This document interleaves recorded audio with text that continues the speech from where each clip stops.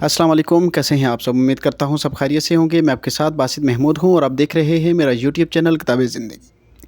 आज बात करेंगे कि जिस शख्स के सामने आपको हर टाइम एक्सप्लेनेशन देनी पड़ती है, आपको जस्टिफिकेशन देनी पड़ती है, वो शख्स फिर भी आपको नहीं समझता, रिलेशनशिप में आपके साथ कंप्रोमाइज़ नहीं करता, चलता नहीं है। आखिर क्या वजूहात हैं ऐसी कि आपको ही क्यों जस्टिफिकेशन देनी पड़ती है, रिलेशनशिप को आपकी तरफ से क्यों जोड़ा जा रहा है, वो शख्स आपसे क्यों दूर होता है, वो शख्स आपको इग्नोर करता है, आप हर टाइम उसको क्लैरिफिकेशन देते हो, लेकिन फिर भी वो इंसान आपको समझता नहीं है। आप बेशक सच भी बोल रहे हो, वो आपको जो है वो इग्नोर करता है, आपकी बातों को इम्पोर्टेंट नहीं समझता और आपकी उसकी लाइफ में कोई कदर नहीं है। सीधी सी बात है।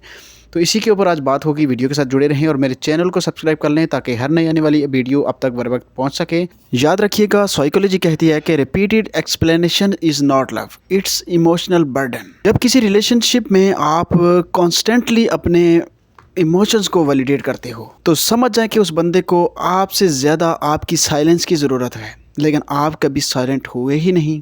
आप अगर होते भी हैं तो एक दिन साइलेंट रहेंगे, दूसरे दिन आपका उसको मैसेज और उसको क्लैरिफाई करने का काम फिर से शुरू हो जाएगा। गलती वो इंसान करेगा, फिर भी आप माफ़ी मांगेंगे, फिर भी आप उसके साथ जुड़े रहेंगे, कनेक्टेड रहने की कोशिश करेंगे। तो ये चीज़ क्या है, आपको डिवैल्यू करती है और फिर आपके मामलात ख़राब होते हैं। तो सबसे पहली चीज़ याद रखें कि साइलेंट होना सीखें ऐसे मुकाम के ऊपर। अब मैं आपको 3 पॉइंट समझाता हूँ, इनको आपने लाजमी अपने जहन में रखना है। तो यहाँ पर सबसे पहला आपने जो काम करना है वो करना है कि अपनी इमोशनल एनर्जी को प्रोटेक्ट करना है। आपकी इमोशनल एनर्जी कौन सी है, अब आपको ये भी नहीं मालूम तो मैं आपको थोड़ा सा एक्सप्लेन कर देता हूँ।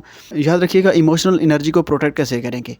हर उस जगह आप इन्वेस्ट नहीं करेंगे जहाँ पर आपको कोई सुनने वाला, कोई समझने वाला नहीं होगा। आप अभी भी उस जगह पर इन्वेस्ट कर रहे हैं जहाँ पर वो इंसान आपको सुनता नहीं है, वो इंसान आपको सुनना ही नहीं पसंद करता। आपका बोलने का और उसका सुनने का जो है वो लेवल ही नहीं है। आप वहाँ पर बोल रहे हैं, वहाँ पर अपनी एफर्ट्स लगा रहे हैं, वहाँ पर इन्वेस्ट कर रहे हैं।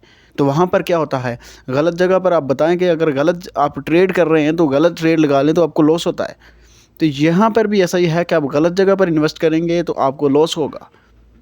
जहाँ पर एम्पैथी नहीं है वहाँ पर एक्सप्लेनेशंस देना बेकार है। समझने का हक उसको दो जो आपको समझना चाहता है, जो आपके साथ रहना चाहता है।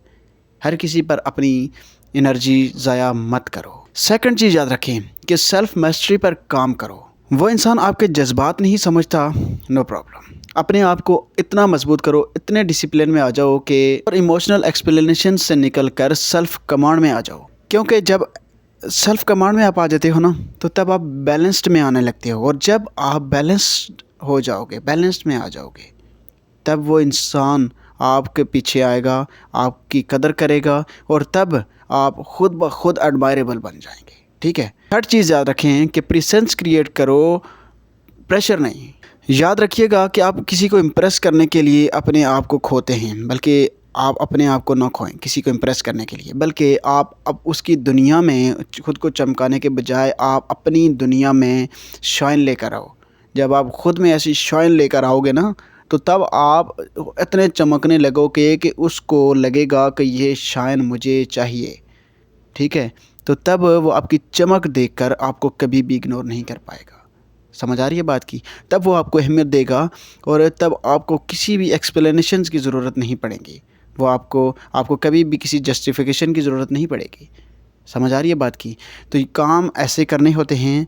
हमें अपनी लाइफ में कुछ गलतियाँ छोड़नी होती हैं, कुछ ऐसे हमें हमारे अंदर जो कमियां होती हैं हमें उनको ख़त्म करना होता है। हमें रिश्ते ठीक करने के लिए कुछ गलतियों को ख़त्म करना होता है, कुछ अच्छाइयों को ऐड करना होता है, कुछ टेक्निकली पॉइंट्स को यूज़ करना होता है। सारी चीज़ें देख कर रिलेशनशिप को ठीक करने की तरफ जाना होता है। अगर आपके रिश्ते में भी प्रॉब्लम चल रही है तो आप मुझसे रब्ता करना चाहते हैं तो आप कोशिश करें कि व्हाट्सएप के ऊपर मुझसे रब्ता कर लें और अपना बहुत सारा ख्याल रखें। अल्लाह हाफ़िज़।